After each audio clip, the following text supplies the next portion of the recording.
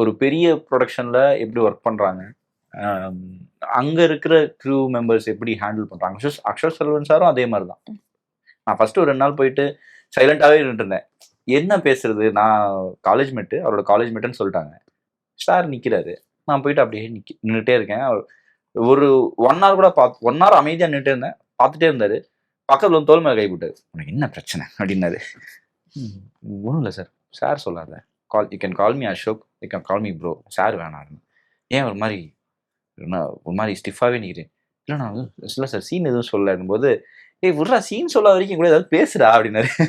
ஏதாவது பேசுடா ஜாலியா. அவரு he started initiating, so that made be comfortable. So அந்த மாதிரி எனக்கு more over on the screen first time நான் பார்க்க மிஸ் பண்ணிட்டேன். ஏன்னா நான் பார்க்க முடியல.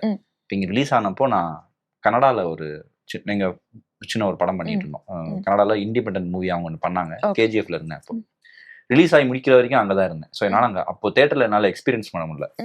இங்கே எனக்கு வாட்ஸ்அப்பில் நிறையா வரும்போது ஐ ஃபெல்ட் வெரி ஹாப்பி.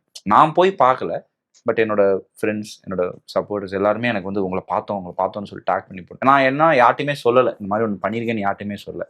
டக்குன்னு தேட்டரில் வந்தோடனே அவங்க டக்குன்னு எடுத்து அப்படியே ஒரு 3 டயலாக் பேசியிருப்பேன். எல்லாத்தையும் ஒன்றும் எடுத்து போடுறது எனக்கு அதுவே, நம்ம ஸ்க்ரீனில் போய் பார்க்கறத விட நம்மளை பார்த்து ஒரு 10 பேர் அனுப்புகிறாங்கல்ல, நம்மளோட வெற்றி அவங்களோட வெற்றியாக கருதி அனுப்பும்போது அதை விட எனக்கு பெரிய ஹாப்பினஸ் இல்லை. ஸோ அதுக்கு நான் இன்னும் நிறையா பார்க்கணும்னு ஆசைப்பட்றேன்.